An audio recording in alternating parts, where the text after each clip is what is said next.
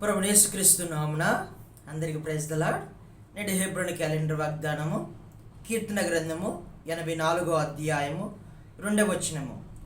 యెహోవా మందిర ఆవరణములో చూడవలెనని నా ప్రాణము ఎంతో ఆశపడుచున్నది, అది సొమ్మసిల్లుచున్నది. జీవము గల దేవుని దర్శించుటకు నా హృదయమును నా శరీరమును ఆనందముతో కేకలు వేయుచున్నది. దావీదు గారు గురించి కోరాహు కుమారులు రచించినటువంటి కీర్తన. దావీదు గారి యొక్క అనుభవమును వారు జ్ఞాపకము చేసుకుంటూ దావీదు గారు ఎలాగా జీవించినాడో, ఏ విధంగా దేవుని ఇంటిని ప్రేమించినాడో, దేవుని మందిరాన్ని ప్రేమించినాడో, దేవుణ్ణి చూడటానికి తన యొక్క శరీరమును తన యొక్క హృదయమును ఏ విధంగా ఆనందముతో కాపాడుకున్నటువంటి వాడుగా ఉన్నాడో దానిని అనుభవపూర్వకముగా కోరాహు కుమారులు ఈ అధ్యాయంలో రచించినటువంటి వారుగా ఉన్నారు. మనము దావీదు గారి విషయంలో అనేకమైనటువంటి విషయాలు నేర్చుకోవచ్చు. దేవుని ఇంటిని ప్రేమించే విషయంలో, దేవునికి ఇచ్చేటువంటి ప్రాధాన్యత విషయంలో, దేవుని గణపరిచేటువంటి విషయంలో, దేవుని ఆరాధించేటువంటి విషయంలో, దేవుని ప్రార్థించేటువంటి విషయంలో, ప్రతి దాని విషయంలో మనకు మాదిరికరముగా దావీదు గారు ఉంటూ వచ్చినాడు. కాబట్టి దావీదు గారు దేవుని ఏ విధంగా ప్రేమిస్తూ వచ్చినాడు అనేది మనకు ఈ వచనంలో అర్థమవుతుంది. జీవము గల దేవుని దర్శించుటకు నా హృదయమును నా శరీరమును ఆనందముతో కేకలు వేయుచున్నది అంట. జీవము గల దేవుణ్ణి, మన దేవుడు జీవము గలైనటువంటి దేవుడు. కాబట్టి దేవుని చూడటానికి దావీదు గారు తన హృదయమును తన శరీరమును ఆనందముతో కేకలు వేయుచున్నదంట. చూడండి, ఇంకా యెహోవా మందిర ఆవరణములను చూడవలెనని నా ప్రాణం ఎంతో ఆశపడుచున్నది, అది సొమ్మసిల్లుచున్నది. నా హృదయము నా శరీరము సొమ్మసిల్లిపోయిన బాధల నా దేవుని కొరకు నేను ఎదురు చూస్తూ ఉంటాను. జీవము కలిగినటువంటి దేవుణ్ణి దర్శించేంత వరకు నా ప్రాణము నా శరీరము సొమ్మసిల్లిపోయినా, అనారోగ్యము వచ్చినా సరే, ఏది వచ్చినా దేవుణ్ణి చూసేటువంటి విషయంలో, దేవుని మందిరానికి వెళ్ళేటువంటి విషయంలో, దేవుణ్ణి చూసేటువంటి విషయంలో ఎంతైనా సరే నేను భరిస్తాను అని చెబుతున్నటువంటి మాటలు. సైన్యములకు అధిపతిగా యెహోవా నీ నివాసములు ఎంత రమ్యములు. చూడండి, దేవుని యొక్క మందిరం యొక్క నివాసములు ఎంతో రమ్యములు. మనం ఏమనుకుంటాము, భౌతికంగా మన యొక్క ఇల్లు చాలా బాగా కట్టుకుంటాము, అది బాగా రమ్యముగా ఉంటాయి అని మనం అనుకుంటూ ఉంటాము. కానీ మనకు రమ్యము కలిగినటువంటి ఒక నివాస స్థలం ఉన్నది, అది దేవుని మందిరము. కాబట్టి మనము అలాగా ఇంటిని ఏ విధంగా రమ్యముగా కట్టుకుంటామో అంతకంటే ఎక్కువ కూడా దేవుని మందిరము కట్టేటువంటి విషయంలో, దేవునికి ప్రాధాన్యత ఇచ్చేటువంటి విషయంలో మనము ముందుకు వచ్చేటువంటి వారముగా ఉండాలి. నీ మందిర ఆవరణములను చూడవలనని. చూడండి, దావీదు గారికి ఎంత ఆశ ఉందంటే, ఎంత కోరిక ఉన్నదంటే, మనము ఇంటి దగ్గరే ఉంటాము, మనము దేవుని మందిరానికి వచ్చి మందిరం యొక్క ఆ యొక్క ఆవరణమును, ఆ యొక్క ప్రహరిని, వాక్యాలను ఇవి చూడటానికి ఇష్టపడము. ఏ కాడికి మనం ఇంటి దగ్గరే ఉండి, ఇంటి దగ్గర ముసలిమ ముచ్చట్లకు అనేక రకాలుగా ఈ మాట ఆ మాట అని కాలక్షేపానికి తిరిగి అటు ఇటు తిరిగి వస్తాము తప్ప దేవుని మందిరానికి వచ్చి దేవుని యొక్క నివాస స్థలం చూడాలని ఎవరు కూడా ఆసక్తిగా ఉండరు. ఇంటి దగ్గర కాలయాపనగానే ఉంటారు. కాలాన్ని ఎంతో వృధాగా, సమయాన్ని పోగొట్టుకున్నటువంటి వారుగా ఉంటారు. దేవుని మందిరాన్ని చూడాలని, దేవుని మందిరం యొక్క ఆవరణను చూడాలని దావీదు గారు ఎంతో ఆశ కలిగినటువంటి వాడుగా ఉన్నాడు, ఎంతో తృష్ణ కలిగినటువంటి వాడుగా ఉన్నాడు. అందుకే నేను ఈ ఇంటిని గురించినటువంటి ఆశ నన్ను భక్షించుచున్నది అని అంటున్నాడు.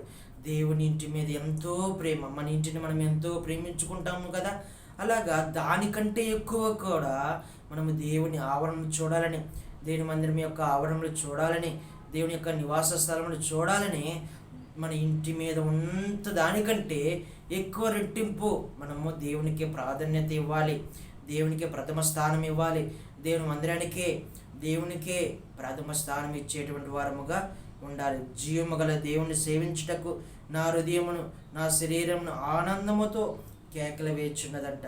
ఆనందముతో ఉన్నాడు. మనము దేవుడి మందిరానికి వచ్చేటప్పుడు ఆనందముతో రావాలి, సంతోషముతో రావాలి. కాబట్టి దేవుని మందిరంలో శాంతి, ఆనందము, నెమ్మది ఉంటుంది. నా యొద్దకు వచ్చేటువంటి వారిని నేను ఎంత మాత్రమును త్రోసివేయను అని వాక్యము మనం చూస్తూ ఉంటాము కదా.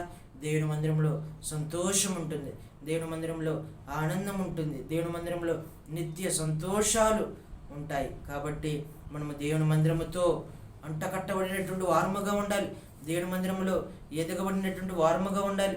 దేవుని మందిరంలో మనము ఖర్జూరపు వృక్షం వలె ఎదిగేటువంటి వారముగా ఉండాలి, ఆనందముతో కేకలు వేసేటువంటి వారముగా ఉండాలి, సంతోషముతో కేకలు వేసేటువంటి వారముగా ఉండాలి. అందుకనే గొప్ప శబ్దముతో ఆరాధించినటువంటి ఒక కుష్ఠరోగి మనము చూస్తూ ఉంటాం. ఎంతో గొప్ప శబ్దముతో ఆరాధన చేస్తూ వచ్చినాడు. కాబట్టి మన ఎడల కూడా అనేకమైనటువంటి మేలులు, అద్భుతాలు చేస్తూ వచ్చినాడు. మందిర సమృద్ధుల నుంచి మన జీవితాలను మార్చి మనలను నింపి కాపుదలగా, భద్రతగా దేవుడు కాపాడి సంరక్షించి నడిపిస్తున్నటువంటి దేవుడుగా ఉన్నాడు మందిర సమృద్ధిలో నుంచి. కాబట్టి ఇలాంటి జీవితాన్ని మనము అనుభవపూర్వకముగా మనము గైకొన్నటువంటి వారముగా ఉండాలి. సైన్యములకు అధిపతి యెహోవా నా రాజా, నా దేవ, నీ బలిపీఠమును దినపిచ్చుకలకు నివాసము దొరికెను, పిల్లలు పెట్టుటకు వానకోవెలకు గూటి స్థలము దొరికెను. నీ మందిరమునందు నివసించువారు ధన్యులు, వారు నిత్యము నిన్ను స్తుతించుదురు. కాబట్టి బలిపీఠము దగ్గర పిచ్చుకలకు నివాసము దొరుకుతుంది, పిల్లలు పెట్టుటకు వానకోవెలకు గూటి స్థలము దొరుకుతుంది. అలాగే వాటికి ఏ విధంగా నివాసము చేస్తూ ఉన్నాయో, అలాగా మీ బలిపీఠం దగ్గర పిచ్చుకలు ఏ విధంగా ఉన్నాయో మీ మందిరమునందు నివసించే వారందరూ అలాగ ధన్యులు అని చెప్పబడుతున్నటువంటి మాటలు. కాబట్టి మనము దేవుని మందిరంలో ఒక్క దినము గడుపుట 1000 దినముల కంటే శ్రేష్టము అని మనము చదువుకుంటూ ఉంటాం కదా. దేవుని మందిరంలో ఒక్క దినము గడిపితే ఎంతో మనకు క్షేమము, భద్రత, ఆరోగ్యము, శ్రమలైన, ఇబ్బందులైన, కన్నీళ్ళైన, దుఃఖమైన ప్రతీది పోగొట్టుకుంటాము, ప్రతీది. కాబట్టి నీ మందిరమందు నివసించువారు ధన్యులు, వారు నిత్యము నిన్ను స్తుతించుదురు. కాబట్టి మనము స్తుతించబడాలి, మనము స్తుతించాలి దేవుణ్ణి, నిత్యము దేవుని స్తుతించాలి. మందిరములో మనము నివాసము చేసేటువంటి వారముగా ఉండాలి, మందిరములో మనము గడిపేటువంటి వారముగా ఉండాలి. చూడండి, ఇంకా 10వ వచనంలో, నీ ఆవరణంలో ఒక్క దినము గడుపుట 1000 దినముల కంటే శ్రేష్టము, భక్తిహీనుల గుడారంలో నివసించుట కన్నటే నా దేవుని మందిర ద్వారమునద్ద ఉండట నాకు ఇష్టము. కాబట్టి ఇక్కడ మనం జ్ఞాపకము చేసుకోవాల్సినటువంటిది, ఒక్క దినము గడుపుట 1000 దినముల కంటే శ్రేష్టము. ఏమిటంటే భక్తిహీనుల గుడారములో నివసించుట కంటే నా దేవుని ద్వారము, నా దేవుని మందిర ద్వారమునద్ద ఉండటం నాకు ఇష్టము. మనము ఎవరి మందిరము దగ్గర మనము దేవుని మందిరం యొక్క గడప దగ్గర ఉన్నటువంటి వారముగా ఉండాలి. దర్వాజు దగ్గర మనం నిత్యము దేవుని యొక్క ఉపదేశం వినాలి, దేవుని యొక్క బోధన వినాలి, దేవుని పాదాలు పట్టుకుంటూ రావాలి. మరి ఆ దేవుని పాదాలు పట్టుకుంటూ వచ్చింది, దేవుని స్తుతించుతూ వచ్చింది, దేవుని ఆరాధిస్తూ వచ్చింది. కాబట్టి మనము కూడా మందిరం యొక్క మనము ద్వారబంధము దగ్గర ఉన్నటువంటి వారముగా ఉండాలి. భక్తిహీనుల గుడారంలో కాదు, భక్తి లేనటువంటి వారి ఇంటిలో, పాపం కలిగినటువంటి వారి ఇంటిలో, పాపం స్నేహం కలిగినటువంటి వారి ఇంటిలో, అక్కడ మాట ఇక్కడ చెప్పేటువంటి వారి ఇంటిలో, అలాగ భక్తిహీనులు, భక్తి లేనటువంటి కుటుంబాలతో సావాసం చేయకూడదు. వారి ఇళ్లలో ఉండట కంటే దేవుని మందిరములో దేవునితో నివాసం చేయట మంచిది. మనకి ఏదైనా మంచిది ఉందంటే దేవుని మందిరంలో నుంచే మనకు సమస్తము మంచిది వస్తుంది. నీ కుటుంబం మార్చబడుతుంది, నీ యొక్క ఆరోగ్యం వస్తుంది, నీ యొక్క శ్రమల్లో అయినా, ఇబ్బందుల్లో అయినా, నీ యొక్క భవిష్యత్తులో అయినా నువ్వు అనేక రకాలుగా సంపాదించుకోవటానికి దేవుడు మందిరంలో నుంచి నీకు ద్వారాలు తెరుస్తాడు. దేవుడి మందిరం నుంచే నీకు ద్వారాలు తెరుస్తాడు. కాబట్టి ఇక్కడ మనము దావీదు గారు దేవుని యందు ఏ విధంగా ఉన్నాడో మనము చూస్తున్నాం. చూడండి, నీ వలన బలమునందు మనుషుల ధన్యులు, ఆరోగ్యం ఉంటుంది, బలం ఉంటుంది, శక్తి ఉంటుంది. దేవుని మందిరంలో ఉంటే అలాంటి ధన్యత, అలాంటి ఆరోగ్యము ఉంటుంది మనకు. శ్రమల్లో అయినా, కష్టాల్లో అయినా, ఇబ్బందుల్లో అయినా, కుటుంబ బాధల్లో అయినా సరే, చెప్పుకోలేనటువంటి సమస్యలైనా సరే, దేవుడు తన యొక్క మందిరంలో నుంచి మనం కాపాడతాడు, భద్రపరుస్తాడు. ఎందుకని? యెహోవా తన పరిశుద్ధ ఆలయములో ఉన్నాడు. మనతో మాట్లాడటానికి, ఉపదేశించడానికి, ఆయనతో నివాసం చేయటానికి, ఆయనతో ఉండటానికి, బలము పొందుకోవటానికి, ఆయనను చూడటానికి, దర్శించడానికి, ఆయన మందిర ఆవరణను చూడటానికి, దర్శించడానికి మనం దేవుని మందిరానికి వచ్చినప్పుడు మన జీవితానికి ఎంతో మేలు, ఎంతో ధన్యత. అలాగా దావీదు గారు తన ఇంటి కంటే కూడా దేవుని మందిరానికే ఎక్కువ ప్రాధాన్యత ఇచ్చేవాడు. మనం దేవుని మందిరానికి వచ్చి దేవుని మందిరంలో పరిచయం చేసేటువంటి వారముగా ఉండాలి, దేవుని స్తుతించేటువంటి వారముగా ఉండాలి. దేవుని మందిరంలో ఏమైనా సరే, ఏ పరిచర్య ఉన్నా సరే అది చేయడానికి ఇష్టపడుతూ రావాలి.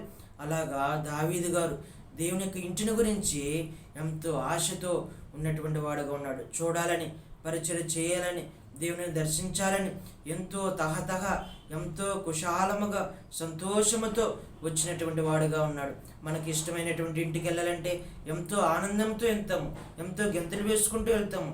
అంతకంటే రెట్టింపుగా దేవుని మందిరానికి రావాలి, దేవుని ఇంట్లో చేరాలి, దేవుని గడపాలి అంటే గంతులు వేసుకుంటూ రావాలి. మనం కొంతమంది ఆ దేవుని మందిరానికి పోతే ఏముంది, అక్కడ ఏముంటుంది, అక్కడ ఏంటి, అక్కడ ప్రజలు అలాంటి వారు ఇలాంటి వారని సాకులు చెప్పేటువంటి వారుగా, బొంకేటువంటి వారుగా ఉంటారు. కానీ అది కాదు, దాన్ని చూసి రావటం కాదు. నా దేవుని మందిరంలో ఉంటాడు, దేవునితో సావాసం చేయాలి, దేవునితో నివాసం చేసేటువంటి వారిగా ఉండాలి, దేవుని దర్శించాలి అని ఈ ఆలోచనతో, ఈ కోణంతో వచ్చేటువంటి వారి యొక్క జీవితము మార్చబడుతూ ఉంటుంది. కాబట్టి ఆత్మీయంగా ఎదిగేటువంటి వారుగా ఉంటారు, అనేకమైనటువంటి పరిచయం చేసేటువంటి వారుగా ఉంటారు. ఇలాగ వాక్యం ఉంటున్న ప్రతి ఒక్క కుటుంబాలలో దేవుడు ఇలాగ లోతైనటువంటి కార్యం జరిగించి, అలాగా మనందరినీ కుటుంబాలలో లోతైనటువంటి విధానముగా నడిపించి మనందరినీ భద్రపరిచి కాపాడునుగాక. ప్రార్థన చేసుకుందాం. పరిశుద్ధుడా, ప్రేమగల తండ్రి, మీ పరిశుద్ధ నామమును బట్టి వందనాలు, స్తోత్రాలు చెల్లిస్తున్న ప్రభువా. ఈ ఉదయకాల సమయంలో మాతో మాట్లాడినందుకు వందనాలు. దావీదు గారు మీ మందిరాన్ని చూడాలని ఎంతో ఆశ కలిగినటువంటి వారుగా, ప్రభువా, మీ మందిర ఆవరణ చూడాలని, నివాస స్థలాలు చూడాలని, నివాసం చేయాలని, మీ యొక్క మందిరంలో గడపాలని ఎంతో ప్రభువా ఆసక్తి కలిగినటువంటి వాడుగా ఉన్నాడు. వాక్యం మా యొక్క ప్రతి ఒక్క కుటుంబాలలో అలాంటి జీవితాన్ని మాకు దయచేయమని, ప్రభువా, మిమ్మల్ని ప్రేమించి గణపరిచేటువంటి వారముగా, మీతో సావాసం చేసేటువంటి వారముగా, మీతో నివాసం చేసేటువంటి వారముగా మా అందరిని సిద్ధపరిచి నడుపుతూ రమ్మని ప్రార్థన చేస్తూ, దావీదు గారు ఏ విధంగా జీవిస్తున్నాడు అలాంటి జీవితం మాకు కూడా దయచేయమని ప్రార్థన చేస్తూ, ప్రతి ఒక్క కుటుంబంలో లోతైన కార్యం జరిగించి మీరు మహిమ పొందుతూ రమ్మని ప్రార్థన చేస్తూ, ప్రతి ఒక్క కుటుంబాన్ని దీవించి ఆశీర్వదిస్తూ రమ్మని ప్రార్థన చేస్తూ, ప్రభువైన యేసుక్రీస్తు వారి పరిశుద్ధ నామములో ప్రార్థించి అడిగి వేడుకున్నాం తండ్రి, ఆమేన్. అందరికీ ప్రైజ్ ద లార్డ్.